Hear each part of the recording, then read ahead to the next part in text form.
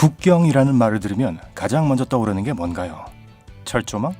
저만 그런 건가요? 여러분도 무섭게 생긴 세관직원과 훈련된 탐지견들이 지킨 곳을 상상하나요? 하지만 세계의 모든 국경이 철조망으로 울타리가 쳐 있는 것은 아니랍니다. 가장 특이하고 이상하기도 한 전 세계의 희한한 국경들을 살펴봅시다. 1번 마카오, 중국. 인생이 너무 쉽게만 느껴지거든 마카오와 중국 사이의 국경으로 향하세요. 재미있는 점은 홍콩과 마찬가지로 마카오 사람들은 도로 좌측 운전을 하고 중국 사람들은 도로 우측 운전을 합니다. 하지만 이것 좀 들어보세요. 수백 년간의 포르투갈 식민지였던 마카오는 지금은 중국의 일부입니다. 그 때문에 공식 명칭도 중화인민공화국 마카오 특별행정구로 아주 깁니다. 숨 좀 쉴게요. 그래서 중국에서 마카오로 운전할 때는 같은 나라라고 해도 주행도로의 측면을 바꿔야 합니다. 이 마법은 헝킨 섬과 마카오 사이에 있는 연화대교에서 일어납니다. 중국 쪽에서 운전하다 보면 다리 밑으로 빙빙 돌아서 가게 되는데 이상하게 생긴 꽈배기 같은 도로를 지나고 나면 도로의 반대편으로 나오도록 되어 있습니다. 2번 폴란드, 우크라이나. 폴란드와 우크라이나의 국경은 두 나라 사이의 단순한 선이 아니라 예술품입니다. 폴란드 와레주와 우크라이나 국경 사이에 위치한 땅을 공중에서 보면 거대한 물고기 두 마리가 보입니다. 여러 종류의 식물을 이용해 만든 이 놀라운 대지 미술은 폴란드 예술가 야로슬라브 코지아라의 작품입니다. 국경에 있는 두 물고기에는 깊은 뜻이 담겨 있는데요. 예술가는 두 나라 사이의 경계는 그저 형식적이란 것을 표현하고자 했습니다. 3번 브라질, 아르헨티나, 파라과이. 두 나라가 아닌 세 나라를 한꺼번에 구분하는 국경은 어떨지 궁금하네요. 제가 말씀드린 이곳은 삼중 국경으로 알려진 곳인데요. 바로 이과수 강과 파라나 강이 브라질, 파라과이, 아르헨티나를 분리하는 곳입니다. 이곳에서 각 세 나라는 그들 국기의 색깔로 그려진 그들만의 오벨리스크, 즉 돌기둥을 세웠습니다. 당연히 이 오벨리스크들은 관광객들에게 인기가 있습니다. 기둥 하나하나에서 세 나라 모두를 동시에 볼 수 있거든요. 4번 미국, 러시아. 여러분은 베링 해협 중앙에 있는 한 쌍의 바위섬인 다이오메드 제도에 대해 들어본 적이 있나요? 시베리아와 알래스카 본토 사이에 위치한 이 두 섬은 불과 3.7km 밖에 떨어져 있지 않아서 이 두 섬을 바라보면 같은 제도에 속하는 섬들이란 걸 알 수 있습니다. 하지만 이 두 섬이 아무리 가까이 있는 것처럼 보일지라도 각각 다른 나라에 속하며 국제 날짜 변경선에 의해 분리됩니다. 큰 다이오메드 섬은 러시아, 작은 다이오메드 섬은 미국에 속합니다. 하지만 잠깐만요. 그게 다가 아닙니다. 두 섬 사이의 거리는 매우 가깝지만 큰 다이오메드 섬은 작은 다이오메드 섬보다 21시간 앞서 있습니다. 기억하시겠지만 이 현상은 국제 날짜 변경선이 두 섬 사이를 통과하기 때문에 발생합니다. 그래서 큰 다이오메드 섬은 내일 섬, 작은 다이오메드 섬은 어제 섬으로 알려져 있습니다. 5번 네덜란드, 벨기에. 이 경계선은 단연코 가장 특이하고 복잡한 경계선일 겁니다. 우선 바를러 헤르토그 마을을 가로지릅니다. 아니면 바를러 나사우인가요? 중요한 것은 이것은 하나의 도시지만 일부는 벨기에에 속하고 다른 일부는 네덜란드에 속한다는 점입니다. 짐작할 수 있듯이 엄청난 혼란을 가져오죠. 그 마을에 사는 사람들은 하루에 수없이 여러 번 해외로 드나듭니다. 거리, 식료품점, 미술관, 심지어 몇몇 가정집들은 각기 다른 나라에 속하는 부분으로 나뉘어 있어요.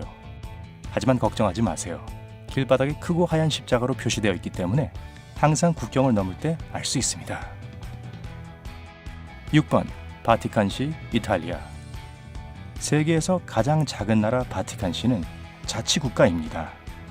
길이 3.2km에 불과한 이탈리아와의 국경에 둘러싸여 있고 전체 면적이 0.4제곱킬로미터를 조금 넘습니다. 뉴욕 센트럴파크의 약 8분의 1 크기죠. 바티칸시는 고유의 우표, 대중매체, 국가, 국기가 있습니다. 이 도시국가는 자동차 번호판과 여권을 발급할 수 있습니다. 기념품 판매, 기부금, 박물관 입장료가 국가의 예산을 충당합니다. 바티칸에 단 한 가지 없는 것이 있는데요. 그것은 바로 국경입니다. 세계적으로 유명한 세인트 피터 광장에 발을 들여놓자마자 여러분은 바티칸을 방문한 운 좋은 사람들 중 하나가 되는 겁니다. 7번 브라질, 아르헨티나. 이 두 나라 사이의 국경은 아마도 세계에서 가장 아름다울 거예요. 여러분이 이과수 강에 위치한 세계에서 가장 큰 폭포인 이과수 폭포를 본 적이 있다면 아마 이에 동의할 겁니다. 이 폭포에서 가장 높은 폭포인 악마의 목구멍은 매우 인상적입니다. 높이가 79m 이상이고 너비가 약 149m나 되는 이 크고 가파른 폭포는 아르헨티나와 브라질 사이의 경계를 표시합니다. 8번 헝가리, 슬로바키아, 오스트리아. 3국의 국경이 만나는 지점을 삼합점이라고 하는데 이런 지점은 세계 170여 개가 있습니다. 그 중 하나는 유럽에 위치해 있는데요. 평범한 석재 피크닉 테이블처럼 보입니다. 하지만 사실 이 테이블은 오스트리아, 헝가리, 슬로바키아가 만나는 삼합점입니다. 오늘날 세 나라는 모두 쉥겐 지역의 일원이기에 이곳에서 국경 통과 구역이나 세관원은 볼 수 없습니다. 삼합점은 각국 역사의 다른 시점들과 관련된 기념비와 지평선 끝까지 끝없이 펼쳐진 들판으로 둘러싸여 있습니다. 이곳의 적막함이 기분 나쁘게 느껴질 수도 있겠지만 대도시의 혼잡과 소란스러움에 지쳤다면 방문하기에 안성맞춤인 장소죠. 9번 스페인, 포르투갈. 지금까지 가장 특이한 경계선과 가장 아름다운 국경을 살펴봤습니다. 가장 재밌는 국경은 어떨까요? 짚라인이 스페인과 포르투갈을 연결하는데 아마 모험과 스릴을 찾는 사람이라면 두 나라 사이의 국경을 넘는 최고의 방법일 겁니다. 만약 여러분이 이 독특한 재미를 즐길 준비가 되었다면 먼저 스페인 안달루시아에 있는 산루카르 데 과디아나로 가야 합니다. 그리고 난 후 시속 80km의 속도로 공중에서 60초간 비행할 준비를 하세요. 흥미롭게도 포르투갈의 알쿠딤에 도착하면 1시간 전으로 시간여행을 했다는 사실을 깨닫게 됩니다. 이 놀라운 현상은 스페인과 포르투갈의 시차 때문에 일어납니다. 또한 포르투갈에 갇히는 것에 대해 조바심을 낼 필요가 없습니다. 특수 보트는 짚라인을 타고 건너간 사람들을 스페인 쪽으로 다시 날라다 줍니다. 그러니까 심연 속으로 들어간 지 약 1시간 후로 다시 돌아오게 됩니다. 10번 말레이시아, 인도네시아. 말레이시아와 인도네시아의 국경은 보르네오 섬에서 두 나라를 나누는 육지 경계와 셀레브해와 남중국해에서 말라카 해협을 따라 흐르는 해상 경계선으로 구성됩니다. 그런데 문제는 육지의 해상 경계선이 최근까지도 명확하게 규정되지 않고 있습니다. 두 나라는 1975년에 그들의 공통 국경의 조사와 구분을 시작했는데 2000년에야 끝났습니다. 그리고 2006년 말레이시아와 인도네시아는 28개의 지도를 승인했는데 이 지도들은 여전히 전체 국경 2018km 중에서 1821km만을 정의하고 있습니다. 아직 할 일이 남아있는 것 같네요. 특이한 국경선을 본 적이 있나요? 그렇다면 여러분의 경험에 대해 아래의 댓글로 적어주세요. 이 비디오에 좋아요를 주고 친구들과 공유하고 구독을 눌러서 삶의 밝은 면으로 이동하는 것 잊지 마세요.